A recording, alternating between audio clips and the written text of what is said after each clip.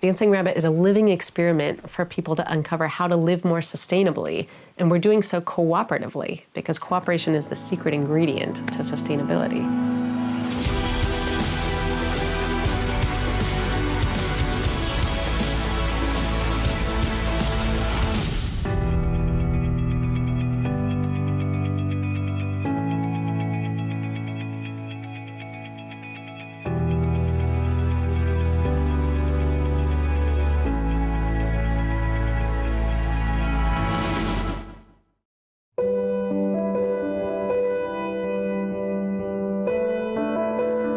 We've created our own microgrid, our own power system.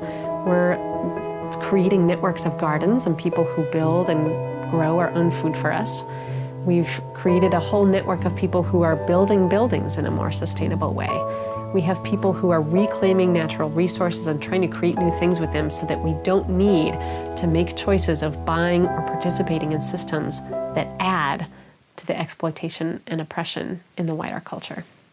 So at Dancing Rabbit, we don't just want to live this way, we want to know that we're having an impact. So we've done an audit of our impact on the planet, and we found that we consume about 1/10 of the resources of the average American, and that's as far as reduction of use of fossil fuel, of water, of transportation and vehicles, solid waste, we're producing much less trash than the average American.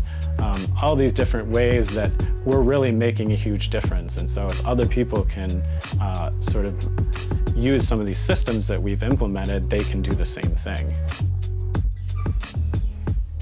I remember when I came to Dancing Rabbit for my visitor program, I was potty training my son Lennox, so he actually learned to use the bathroom here at Dancing Rabbit with the humanure system. And when we went back to home then, he was mortified, why would I go to the bathroom in the water? Fishes live in there. And it was really neat to see that, yeah, my 3-year-old totally understood this concept that is sometimes too radical for my parents to even wrap their heads around. So Dancing Rabbit is really well known for the things that it does in terms of outer sustainability, but that's not the only type of sustainability. In fact, we need 2 other kinds of sustainability in order to really create communities that are sustainable. And that's the interpersonal type of sustainability, and that piece comes through with communication and conflict resolution, how we work with other beings. And then there's inner sustainability, and that's the skills that we need to not burn out. What do we need to do to replenish ourselves and make sure that we have the resources to bring to the task at hand? One of the unintended benefits of moving here with my family has been the opportunity to raise my boys in a community that embraces diversity. And they have been able to learn from many different people, many different perspectives. And the nonviolent communication has really has worked its way into the fabric of our family communication and has benefited them in ways that I certainly didn't anticipate. For me, a key element of sustainability has to do with social justice, or I should say social injustice.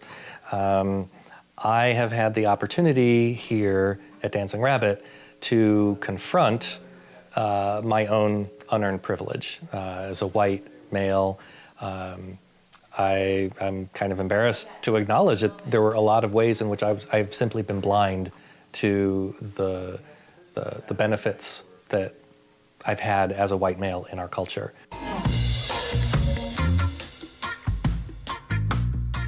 Sustainability is also about the way people are able to relate to each other. And in the wider culture, unfortunately, there's a lot of oppression and marginalization that happens. But here at Dancing Rabbit, we really are a safe space for people who have experienced that, and where they can come and dive into sustainability and the things that we have in common while being honored for their individuality.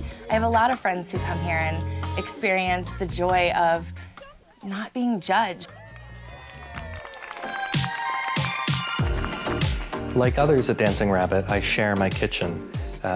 Not everybody eats in their own individual space. And that sharing is, I think, pretty essential to the social fabric that we have here.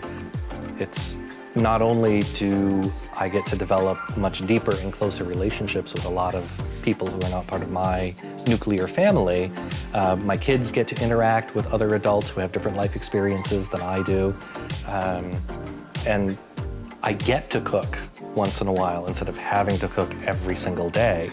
And that frees up so much time to just hang out playing with the kids, or go run around and throw a Frisbee, or I don't know, just there are so many other activities that I can now participate in with other people that I wouldn't have been able to otherwise. So at Dancing Rabbit, economically, we're kind of on our own. We've set up systems to cooperate with each other and share resources, and I think that's a big part of our economy. But as far as how we make money, it's up to the individual to figure that out. We don't have a cottage industry here like some intentional communities have. And so each of us has to figure out a way to make money, and that can be a struggle, definitely. But we do have a number of ways that people can come in and plug in. We've got the Milkweed Mercantile, which is a worker-owned cooperative here. We also have the nonprofit, the Center for Sustainable and Cooperative Culture. And the nonprofit provides education, workshops for folks, tours, and different things. And it also runs the outreach programs for Dancing Rabbit. So at Dancing Rabbit, we're invited to each share our piece of the truth. And when we really claim our own agency and stop giving our power away to outside authorities, then we can start to co-create a governance that doesn't feel like the sort of policing or power over model where I just have to follow rules. We start to realize, oh, I've shared my information, and the group is taking that information, using it to make a decision, and we're all agreeing to live by it because we know that that's the best thing for the whole. I love that at Dancing Rabbit, even though we're seemingly isolated in Northeast Missouri, the middle of the country, we're actually really connected to other communities in a lot of ways. There's communities locally, we call ourselves the tri-communities, and we share meals weekly, have events collaboratively. We also work with other communities in the country beyond Northeast Missouri. The Fellowship for Intentional Communities is also reminding us that we, as eco-villages and communities, are part of a larger movement. We're part of a whole movement of people that understand that we're moving right now from a time of intense separation back into cooperation, back into collaboration. Dancing Rabbit is not the only community that's doing it. And the Fellowship for Intentional Communities reminds us who our team is, who's on our team as we're coming back together and starting to play the game of cooperation and sustainable living in different ways all over the planet.